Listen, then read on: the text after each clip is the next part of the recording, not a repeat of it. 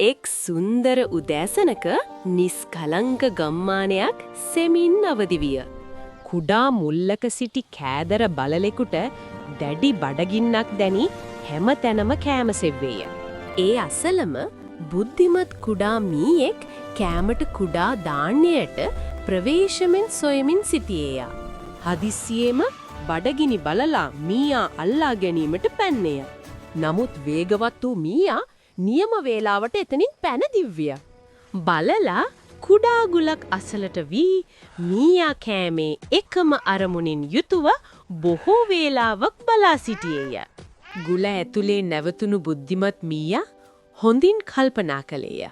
ටික වේලාවකින් බලලාව නොමග යැවීම සඳහා මීයා දුරින් නැසෙන ලෙස කූට ශබ්දයක් නැගුවේය.